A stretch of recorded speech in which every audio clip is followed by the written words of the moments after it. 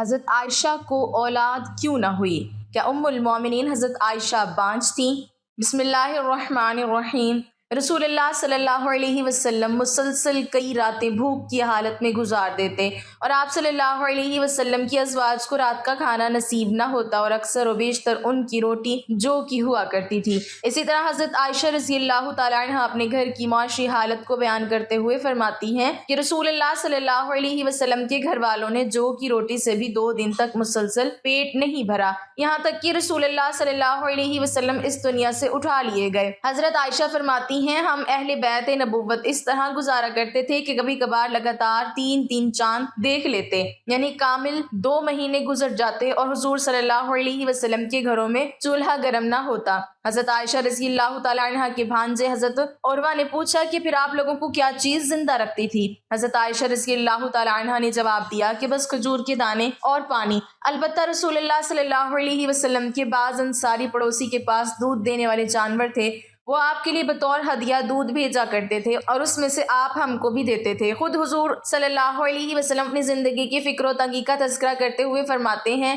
اللہ کے راستے میں مجھے اتنا ڈرایا دھمکایا گیا کہ کسی اور کو اتنا نہیں ڈرایا گیا، اور اللہ کے راستے میں مجھے اتنا ستایا گیا کہ کسی اور کو اتنا نہیں ستایا گیا، اور ایک دفعہ 30 دن رات مجھ پر اس حال میں گزرے کہ میں اور بلال کے لیے کھانے کی کوئی ایسی چیز نہ تھی جس کو کوئی جاندار کھا سکے بجز اس کے جو بلال نے اپنے بغل میں دبا رکھا تھا۔ ناظرین، مال و دولت کی اسی خطرناکی کی وجہ سے امت کو اس سے باخبر کرنے کے ساتھ ساتھ خود آپ صلی اللہ علیہ وسلم نے بھی اس سے دوری پسند کی۔ امت کے بارے میں ایک مرتبہ آپ صلی اللہ علیہ وسلم اپنے فکر کا ان الفاظ میں ذکر کرتے ہیں مجھے تمہارے بارے میں یہ اندیشہ نہیں ہے کہ تم شرک میں مبتلا ہو جاؤ گے، البتہ دنیا کے بارے میں یہ اندیشہ ہے کہ کہیں تم اس میں منہمک نہ ہو جاؤ۔ نیز آپ صلی اللہ علیہ وسلم کا ارشاد گرامی ہے کہ ہر امت کے لیے کوئی خاص آزمائش ہوتی ہے اور میری امت کی آزمائش مال ہے۔ حضرت علی رضی اللہ تعالیٰ عنہ فرماتے ہیں کہ ایک مرتبہ حضور اقدس صلی اللہ علیہ وسلم کے پاس بحرین سے مال آیا۔ حضور صلی اللہ علیہ وسلم نے اسے تقسیم کرنا شروع کیا، لیکن ابھی تقسیم سے فارغ نہ ہوئے تھے کہ رات آ گئی، تو آپ صلی اللہ علیہ وسلم نے وہ رات مسجد میں گزار دی اور ساری نمازیں مسجد میں پڑھیں۔ میں نے دیکھا کہ جب تک آپ صلی اللہ علیہ وسلم نے سارا مال تقسیم نہ کر لیا،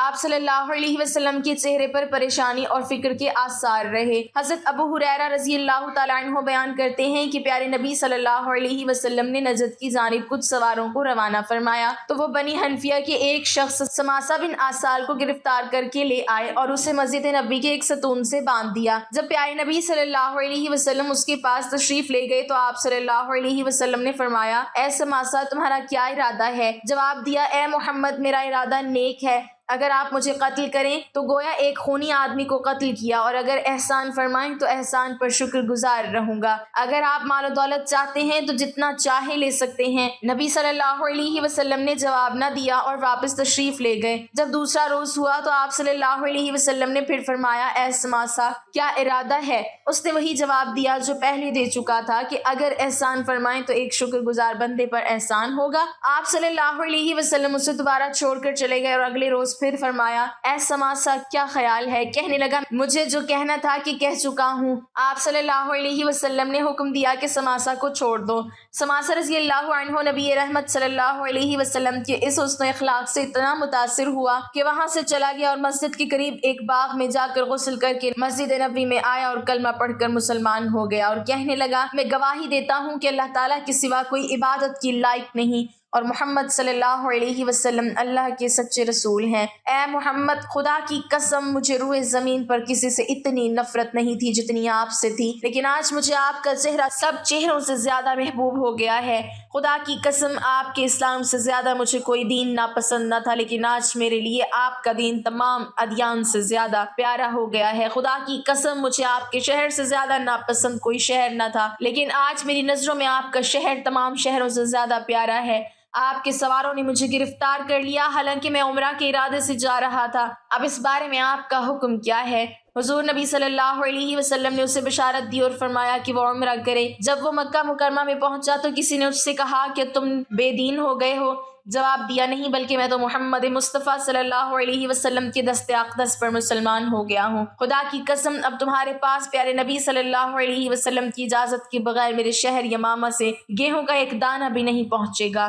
ایک دفعہ کا ذکر ہے کہ نبی کریم صلی اللہ علیہ وسلم اپنے گھر میں جلوہ فرما تھے، اسی دوران ایک سوالی آیا اور آ کر عرض کرنے لگا، یا رسول اللہ صلی اللہ علیہ وسلم، میں فقیر آدمی ہوں، میرے بہت سے بال بچے ہیں، اللہ تعالیٰ کے لیے مجھے کوئی چیز عنایت کرے جسے میں اپنے بال بچوں کے لیے گھر لے جا سکوں۔ نبی کریم صلی اللہ علیہ وسلم نے اپنی زوجہ محترمہ حضرت عائشہ صدیقہ رضی اللہ تعالیٰ عنہا سے فرمایا، عائشہ دیکھو گھر میں کوئی چیز ہے تو اس سوالی کو دے دو۔ حضرت عائشہ صدیقہ رضی اللہ تعالیٰ عنہا گھر کے اندر تشریف لے گئیں اور تھوڑی دیر کے بعد واپس آ کر عرض کرنے لگیں، یا رسول اللہ صلی اللہ علیہ وسلم، گھر میں تو اس وقت کوئی چیز نہیں جو سوالی کو دی جا سکے، لہٰذا حضور نبی کریم صلی اللہ علیہ وسلم نے اس سوالی سے فرمایا، اے سوالی، اس وقت تو گھر میں کوئی چیز موجود نہیں جو تجھے دی جائے، پھر کسی وقت آنا، اللہ تعالیٰ نے ہم پر کرم فرمایا تو ہم تجھے کوئی چیز ضرور دیں گے۔ سوالی کہنے لگا، یا رسول اللہ صلی اللہ علیہ وسلم، میرے بچے گھر میں میرا انتظار کر رہے ہوں گے، وہ آس لگائے بیٹھے ہوں گے کہ رسول اکرم صلی اللہ علیہ وسلم کی بارگاہ سے ہمیں کوئی نہ کوئی چیز مل ہی جائے گی، لہٰذا کاشان نبوت سے اگر گھر خالی ہاتھ واپس گیا تو ان کی امید ٹوٹ جائے گی اور مجھے یہ اچھا نہیں لگتا۔ حضور اکرم صلی اللہ علیہ وسلم نے حضرت عائشہ رضی اللہ تعالیٰ عنہا سے فرمایا کہ جاؤ ایک بار پھر دیکھو، کوئی چیز ہو تو لے آؤ۔ حضرت عائشہ صدیقہ رضی اللہ تعالیٰ عنہا ایک بار پھر اندر تشریف لے گئیں اور بڑی احتیاط سے گھر کا کونا کونا چھان مارا کہ کوئی ایسی چیز مل جائے جو نبی کریم صلی اللہ علیہ وسلم اس سوالی کو دے سکے اور وہ در نبوت سے ناکام نہ لوٹیں، لیکن کوئی ایسی چیز نہ مل سکی۔ حضرت عائشہ صدیقہ رضی اللہ تعالیٰ عنہا نے آ کر عرض کی، یا رسول اللہ صلی اللہ علیہ وسلم، قسم ہے اس ذات کی جس نے آپ کو سچا نبی بنا کر بھیجا، میں نے بڑی احتیاط سے گھر میں دیکھا مگر اس کھجور کی گٹھلی کے سوا کوئی بھی چیز نہیں ملے جو آپ صلی اللہ علیہ وسلم سواری کو دے سکیں۔ آپ صلی اللہ علیہ وسلم نے حضرت عائشہ صدیقہ رضی اللہ تعالیٰ عنہ کے ہاتھ سے کھجور کی وہ گٹھلی لے کر اس سوالی کو عطا کر دی اور فرمایا، اے سوالی، ناراض مت ہونا کیونکہ میرے گھر میں اس وقت صرف یہی ایک گٹھلی ہے، اس کے سوا اور کوئی چیز نہیں جو میں تمہیں دے سکوں۔ اس سائل نے وہ گٹھلی لی اور گھر واپس چلا گیا۔ گھر جا کر اس نے کہا کہ اللہ تعالیٰ کے نبی کے گھر میں بھی اس گٹھلی کے سوا کچھ نہیں جو آپ صلی اللہ علیہ وسلم ہمیں عنایت فرما دیتے۔ یہ سن کر وہ سب رونے لگ گئے۔ پھر جب انہیں بھوک نے خوب ستایا اور بھوک کی وجہ سے نڈھال ہونے لگے تو اچانک اس آدمی نے وہی گٹھلی اپنے منہ میں رکھی اور اسے چوسنے لگا۔ اس نے محسوس کیا کہ اس گٹھلی میں سے دودھ اور شہد نکل کر اس کے حلق میں داخل ہو رہا ہے۔ وہ کافی دیر تک اس گٹھلی میں سے دودھ اور شہد چوستا رہا۔ پھر جب وہ سیر ہو گیا تو اس نے اپنی بیوی سے کہا، بڑی حیرانگی کی بات ہے کہ اس گٹھلی میں سے دودھ اور شہد نکلتا ہے، لو تم بھی چوس کر دیکھ لو۔ یہ کہہ کر اس نے گٹھلی اپنی بیوی کو دے دی۔ اس نے وہ گٹھلی منہ میں رکھی تو واقعی اس میں سے دودھ اور شہد نکلنے لگا۔ اس طرح جب وہ سیر ہو گئی تو باری باری سب گھر والوں نے اس گٹھلی کو چوس کر دودھ اور شہد سے اپنی بھوک مٹا لی اور اللہ تعالیٰ کا شکر ادا کیا۔ پھر انہوں نے اس گٹھلی کو تبرک سمجھ کر کہ یہ حضور نبی اکرم صلی اللہ علیہ وسلم کے گھر سے حضور صلی اللہ علیہ وسلم کے ہاتھ سے چھو کر آئی ہے، اسے کپڑے میں لپیٹ کر رکھ لیا۔ جب دوسرا دن ہوا اور عورت کو بھوک لگی تو اس گٹھلی کا خیال آیا، لہٰذا وہ گئی اور جس کپڑے میں اسے لپیٹ کر رکھا تھا وہ اٹھا کر لے آئی۔ جب اس نے کپڑے کو کھول کر دیکھا تو وہی گٹھلی سرخ یاقوت بن چکی تھی جس کی روشنی سے سارا گھر جگمگانے لگا۔ وہ بڑی حیران ہوئی۔ بہرحال اس نے وہ گٹھلی لی اور بازار چلی گئی جہاں اس نے اسے 60,000 درہم کے عوض بیچ دیا۔ اس طرح نبی کریم صلی اللہ علیہ وسلم کی برکت سے ان کی بھوک بھی ختم ہو گئی اور افلاس و تنگ دستی بھی۔ حضرت جابر سے روایت ہے کہ کبھی ایسا نہ ہوا کہ رسول اللہ صلی اللہ علیہ وسلم سے کسی چیز کا سوال کیا گیا ہو اور آپ نے جواب میں نہیں فرمایا ہو۔ ام المومنین حضرت عائشہ صدیقہ رضی اللہ تعالیٰ عنہ کی ولادت بسرت کے 5ویں سال ماہ شوال بمطابق ماہ جولائی 614 ہجری بمقام مکہ مکرمہ حجاز سے مقدس میں ہوئی۔ آپ کا بچپن مکہ مکرمہ میں گزرا اور 9 سال کی عمر میں مدینہ طیبہ کی طرف ہجرت کی۔ اس کم سنی اور کم عمری میں یادداشت اور قوت حافظہ اتنا مضبوط تھا کہ ہجرت نبی کے تمام واقعات اور ان کی جزیات بھی یاد ہو گئیں۔ آپ سے بڑھ کر کسی صحابی نے احوال ہجرت مفصل اور مسلسل بیان محفوظ نہیں رکھا۔ امام بخاری نے صحیح بخاری میں باب الہجرہ کے تحت ان میں بہت سے جریات کو درج فرما دیا ہے۔ سیدہ عائشہ کی اولاد نہ تھی۔ ایک بار حسرت میں نبی کریم صلی اللہ علیہ وسلم سے کہنے لگیں کہ میرا بھی دل کرتا ہے کہ میں کنیت رکھوں لیکن میری کوئی اولاد نہیں ہے، تو آپ صلی اللہ علیہ وسلم نے فرما دیا کہ اپنے بھانجے عبداللہ کے نام پر کنیت رکھ لو، جس پر انہوں نے اپنے بھانجے سیدنا عبداللہ بن زبیر کے نام پر کنیت رکھ لی۔ ام المومنین سیدہ خدیجہ رضی اللہ تعالیٰ عنہ کی وفات کے بعد آپ صلی اللہ علیہ وسلم تنہا تھے اور کوئی غم گسار نہیں تھا۔ یہ حالت آپ صلی اللہ علیہ وسلم کے قریب رہنے والوں سے دیکھی نہ جاتی تھی۔ اسی دوران سیدہ خولہ بنت حکیم رضی اللہ تعالیٰ عنہ نے آپ سے کہا کہ آپ اتنے پریشان رہتے ہو، شادی کیوں نہیں کر لیتے؟ آپ نے فرمایا کہ مجھ سے کون کرے گا؟ انہوں نے آپ صلی اللہ علیہ وسلم کو 2 رشتے بتلائے کہ ایک سیدنا ابو بکر کے گھر ہے اور دوسرا رشتہ سیدہ سودا بنت زمعہ کا ہے۔ چنانچہ وقت نے دونوں کو نبی کریم صلی اللہ علیہ وسلم کے گھر میں جمع فرما دیا۔ آپ صلی اللہ علیہ وسلم کی طرف سے پیغام نکاح بھی سیدہ خولہ لے کر گئیں۔ ام رومان نے سنا تو بہت خوش ہوئی، لیکن اپنے خاوند سیدنا ابو بکر رضی اللہ تعالیٰ عنہ سے مشاورت کے لیے وقت مانگا۔ وہ تشریف لائے، ان کے سامنے بات رکھی۔ انہوں نے فرمایا کہ بات تو بڑی سعادت کی ہے، لیکن آپ صلی اللہ علیہ وسلم نے مجھے منہ بولا بھائی بنایا ہوا ہے، تو میری بیٹی ان کی بھتیجی ہوئی، تو یہ کیسے ممکن ہے؟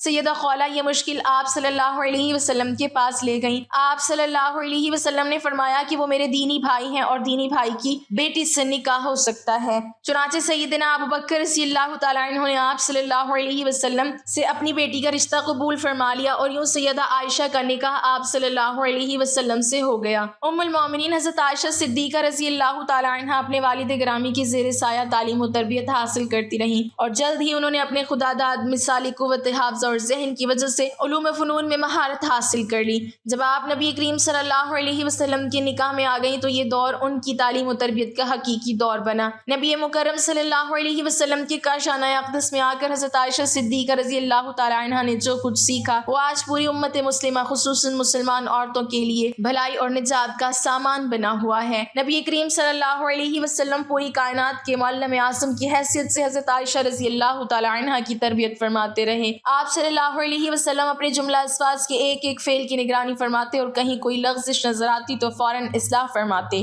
اس سلسلے میں حضرت عائشہ صدیقہ رضی اللہ تعالیٰ عنہ کو جو امتیاز حاصل ہوا وہ ایک مثال رکھتا ہے۔ حضرت عائشہ صدیقہ رضی اللہ تعالیٰ عنہ کی عمر نکاح کے وقت کم تھی، اس کی وجہ یہی ہے کہ ان کے ذریعے امت کی عورتوں کی تعلیم و تربیت کا کام لینا مقصود تھا۔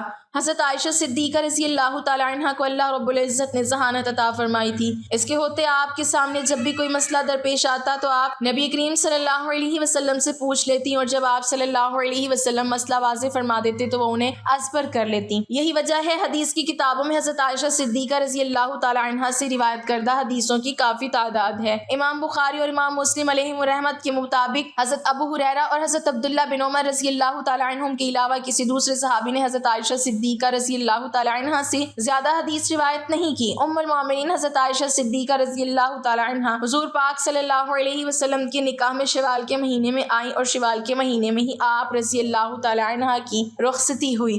حضرت ابو عمر رضی اللہ تعالیٰ عنہ فرماتے ہیں کہ ام المومنین حضرت عائشہ صدیقہ رضی اللہ تعالیٰ عنہ اسی وجہ سے یہ بات پسند کرتی تھیں کہ ان کے خاندان اور دوسرے تعلق دار لوگوں کی خواتین بھی اپنے خاوندوں کے پاس شوال کے مہینے میں ہی جائیں۔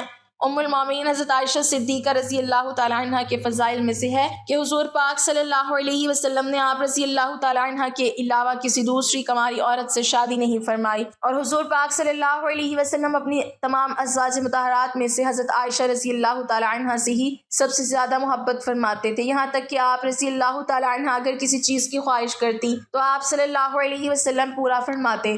ایک سفر کا واقعہ ہے جب حضور پاک صلی اللہ علیہ وسلم ام المومنین حضرت عائشہ صدیقہ رضی اللہ تعالیٰ عنہ کو نہ پایا تو فرمایا ہائے میری دلہن۔ یہ الفاظ امام احمد علیہ رحمہ نے نقل کیے ہیں۔ حضرت عائشہ صدیقہ رضی اللہ تعالیٰ عنہ دین کی بہت بڑی عالمہ اور فصاحت کی دولت سے مالا مال تھی، نیز آپ رضی اللہ تعالیٰ عنہ نے رسول اللہ صلی اللہ علیہ وسلم سے بکثرت احادیث روایت کی ہیں۔ آپ رضی اللہ تعالیٰ عنہ عرب کی تاریخ اور اشعار کی بھی بہت بڑی عالمہ تھیں۔ یہی وجہ ہے کہ صحابہ کرام اور تابعین کی بہت بڑی جماعت نے آپ رضی اللہ تعالیٰ عنہ سے احادیث روایت کی ہیں۔ نبی کریم صلی اللہ علیہ وسلم نے حضرت عائشہ صدیقہ رضی اللہ تعالیٰ عنہ کے لیے 2 راتیں مقرر فرما رکھی تھیں، ایک ان کی اپنی اور ایک حضرت ام المومنین سودا رضی اللہ تعالیٰ عنہ کی، کیونکہ وہ بوڑھی ہو گئی تھی اور انہوں نے اپنی باری بھی حضرت عائشہ صدیقہ رضی اللہ تعالیٰ عنہ کو دے دی تھی۔ یعنی حضرت عائشہ رضی اللہ تعالیٰ عنہ ام المومنین حضرت خدیجہ الکبریٰ رضی اللہ تعالیٰ عنہ کے بعد ازواج میں سے خوش قسمت ترین ہیں کہ جنہوں نے اللہ کے نبی صلی اللہ علیہ وسلم کے ساتھ اتنی زیادہ قربت نصیب فرمائی۔ حضرت عائشہ حضور صلی اللہ علیہ وسلم کی رفاقت میں تقریباً 8 سال اور 5 ماہ رہیں، لیکن اس تمام عرصے میں آپ رضی اللہ تعالیٰ عنہ کے ہاں کوئی اولاد نہ ہوئی۔